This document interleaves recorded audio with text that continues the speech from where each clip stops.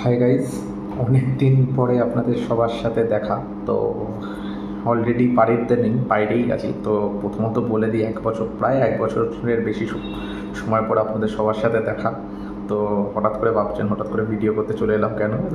Actually এই কদিন ধরে একটু অনেক জিনিসপত্র ছিল, তো সেগুলো উঠে কাজকর্ম স্বরূপ অনেক কিছু ছিল, তো ওই জন্য ভিডিও করা হয়নি।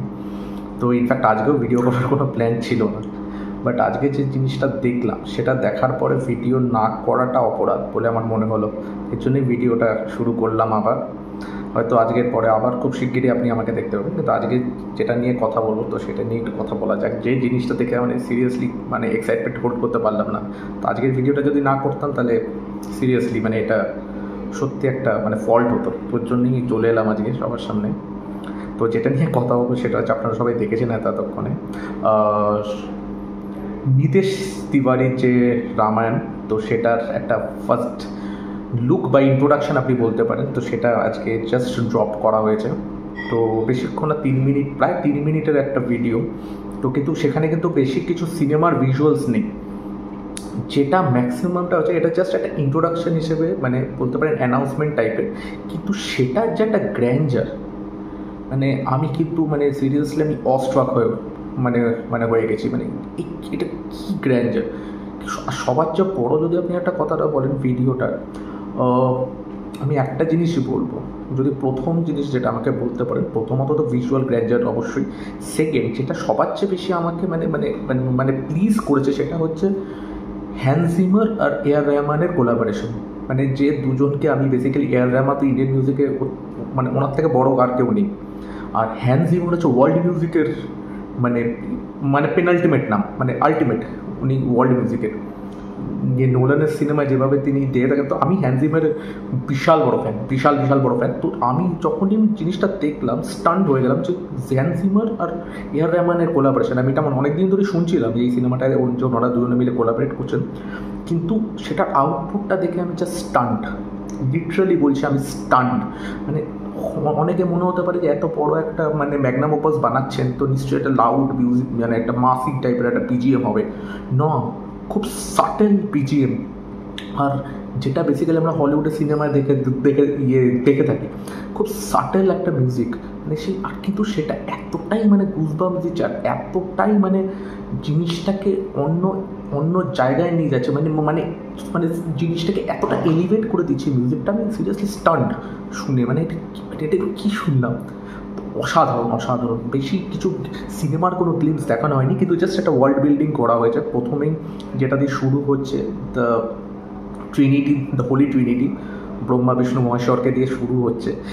আর তারপর আস্তে আস্তে এই যে রামায়ণের ছোট্ট একটা সিনোপস, একটা যেটা বলে ব্যাকগ্রাউন্ড, যেখানে সব যুদ্ধ শেষ হয়, তার সেখান থেকে এই যুদ্ধ শুরু হয়েছিল। এবং সেটা রাম ভার্সেস রাবণ, যে এই কোলাবোরেশন, এই যে কলিশনটা, কি সুন্দর হচ্ছে দেখানো হয়েছে।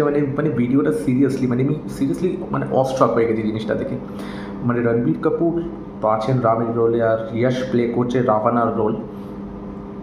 সিরিয়াসলি আমি জাস্ট মাইন্ড ব্লোন হয়ে যায়, যেমন সেরকম আমি ভিজুয়ালগুলো দেখে আমি এক্সপেক্ট করছিলাম একটা ভালো কিছুই হবে, কারণ এই প্রজেক্টটা কিন্তু বেসিক্যালি ইন্টারন্যাশনাল মার্কেটের জন্য তৈরি করা হয়েছে। শুধু ইন্ডিয়ান মার্কেটের কথা কিন্তু মাথায় রেখে এই প্রজেক্টটা করা হয়নি। এই প্রজেক্টটা কিন্তু ইন্টারন্যাশনাল মার্কেটকে মাথায় রেখেই করা হয়েছে, এবং এর জন্যই হ্যান্স জিমারকে অনবোর্ড করা হয়েছে। এবং যে ভিএফএক্স কোম্পানিজের নাম আপনারা দেখতে পাচ্ছেন এখানে, তারা কিন্তু সব ওয়ার্ল্ড স্ট্যান্ডার্ড। ঠিক আছে, তো তাদেরকে কিন্তু জেনে বুঝে অনবোর্ড করা যায়, কারণ এই প্রজেক্টটা কিন্তু ইন্টারন্যাশনাল মার্কেটসের জন্যই বানানো, শুধু ইন্ডিয়ান মার্কেটের জন্য মাথায় রেখে বানানো নয়। এবং এটা কিন্তু একটা, আমি বলবো একটা huge step up, huge step আমাদের দেশের সিনেমার ওয়ার্ল্ড মার্কেটকে রিচ করার। এবং আই ফিল, দেখুন, রামায়ণ মহাভারত এইগুলো যে রকমের একটা কাল্ট, এইগুলো আমার মনে হয় জেনারেশন টু জেনারেশন থেকে যাবে। যেমন আমরা ছোটোবেলায় রামানন্দ সাগরজির রামায়ণ থেকে বড় হয়েছি, ঠিক আছে। তারপরে সেরকম কোনো মেজর কিছু হয়নি। আদিপুরুষ তো ছেড়ে দিন, আমি আদিপুরুষ নিয়ে আজকে কোনো ডিসকাশন করতে চাই না এই জিনিসটা, আর স্পেশালি এই জিনিসটা দেখার পর। কিন্তু এই জিনিসগুলো যখন আপনি এরকম একটা সিনেমা বানাচ্ছেন, এটা কিন্তু উইল বি ফর জেনারেশনস।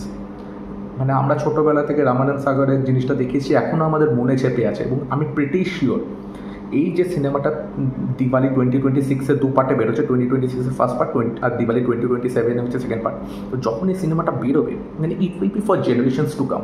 মানে এটা কিন্তু জেনারেশন টু জেনারেশন এই লেগাসিটা ক্যারি অন হবে। এই সিনেমাটা যেটুকু আমি দেখলাম মানে অসাধারণ। আর যেটা বলতে মানে রিয়াজকে তো অসাধারণ লাগছে, কারণ পুরো ফেস রিভিল করা হয়নি, জাস্ট চোখ দুটো দেখানো হয়েছে, আর হাফ ফেস রিভিল করা হয়েছে, পুরো কালো অ্যাটায়ার। মানে জিনিসটাকে মানে কতটা যে মেনাসিং মানে সেটাকে জাস্ট দেখানো হয়েছে দুটো শটই এনাফ। মানে রাবণের যে মেনাসিং ব্যাপারটাকে মানে যেভাবে পোর্ট্রে করা হয়েছে মানে অসাধারণ। মানে মানে কী বলবো, মানে এই সিনেমার যা ভিজুয়ালস আমি দেখে সত্যি বলছি মানে এটা যতই আমি কমপ্লিমেন্ট করি না কেন, যতই জিনিসটাকে অ্যাপ্রিসিয়েট করি না কেন, এটা কম হবে। এবং আই ফিল মানে this is India's answer to world cinema. I feel মানে যেটুকু আমি দেখলাম, মানে আমি জানি it's too early to comment, কিন্তু যেটুকু আমি দেখলাম মানে যেটুকু আমার এক্সপেকটেশন ছিল মানে মানে এক্সপেকটেশন মানে অন্য লেভেলে এক্সিড করে গেছে। এবং এটার জন্য যে আমি কতটা এক্সাইটেড বলে বোঝাতে পারবো না আপনি। এবং আশা করি আপনারা সবাই সেটা বুঝতেও পারছেন যে কেন জিনিসটা বলছি। এই অসময়ে এসে পড়েছি আপনাদের সামনে এই ভিডিও নিয়ে। তো সবাইকেই রিকোয়েস্ট করবো, অলরেডি অনেকেই প্রচুর মানুষ দেখে ফেলেছেন, এবং যদি না দেখে থাকেন অবশ্যই চেক আউট করুন। সেটা কিন্তু মানে সত্যি দারুণ হয়েছে। কিন্তু একটা ছোট জিনিস আমার একটু মাথায় আছে, মানে এটাকে আমি মানে খারাপ লেগেছে বলবো না, বাট এটা আমি একটা জিনিস এক্সপেক্ট করছিলাম, কিন্তু সেই জিনিসটা আমি এখনও পাইনি। যদিও এখনও অনেক টাইম আছে, দিওয়ালি 2026 মানে 1.5 বছরের কাছাকাছি একটা টাইম আছে। কিন্তু যেটা জিনিসটা আমি একটু আমার মানে এক্সপেক্ট করেছিলাম কিন্তু দেখতে পেলাম না, সেটা হচ্ছে গিয়ে ভেবেছিলাম যে সীতাকে একটু কিছুটা হয়তো গ্লিমস দেখানো হবে, কারণ সাই পল্লবী রোলটা করছেন। তো এবং সাই পল্লবী তো আমি খুব ভালো লাগে, আমার মানে খুব পছন্দের একজন অভিনেত্রী আমার।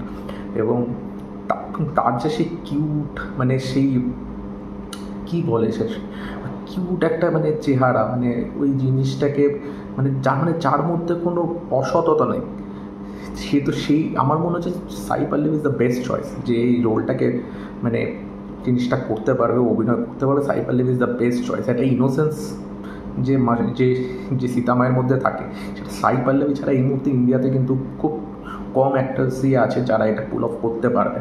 এবং যেভাবে কনভিন্সিংলি আর যেটুকু আমি দেখলাম, আমি তো কনভিন্স, তো ঠিক আছে অসুবিধা নেই, পরে অনেক সময় আছে, আস্তে আস্তে সব লুক আনভিল হবে। এখানে সানি দেওয়াল আছেন হনুমানজির রোলে, তো তার লুকটা দেখার জন্য আমি খুব এক্সাইটেড। এই মানে সব কিছু নেই যদি আপনি বলেন, মানে এই জিনিসটা আমাকে মানে জাস্ট অবস্ট্রাক করে দিয়েছে, মানে সিরিয়াসলি এই জিনিসটা I just not get enough of it. মানে এখনও জিনিসটা আমি রিয়েলাইজ করতে পারছি না কী দেখলাম এটা। তো এখনও আমার মধ্যে সেলফ ইয়েটা হচ্ছে, আমি 3-4 বার দেখেছি, তারপরে ভিডিওটা করছি।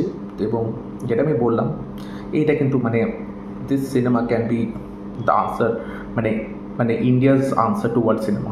This could be and this will be for generations to come. তো এক্সপেক্ট করবো এটা সিনেমাটা খুব ভালো হবে। শুধু একটা জিনিস আরেকটা জিনিস দেখলাম, রাইটারের মধ্যে শ্রীধর রাঘবনের নাম দেখলাম। তো দেখা যাক, উনি অনেক ভালো সিনেমা করছেন, কিন্তু রিসেন্টলি কিছু জিনিস একটু মানে যেটা বলে হিট অ্যান্ড মিস হয়েছে। বাট ঠিক আছে, এখন এক্সপেকটেশন আমি কম রাখছি না কিছু। Sridhar Raghavan is a very talented guy, এবং আশা করি উনি ভালোই করবেন। আর নিতেশ তিওয়ারির উপরে তো পূর্ণ আস্থা আছে, তো উনি এই জিনিসটাকে ভালো একটা আউটকামই হবে এটা। তো লেটস সি, ফিঙ্গার্স ক্রসড। খুবই এক্সপেকটেশন নিয়ে আছি। তো দেখা যাক, নেক্সট ভিডিওতে আবার হয়তো খুব শিগগিরই দেখা হবে। ততক্ষণের জন্য টাটা।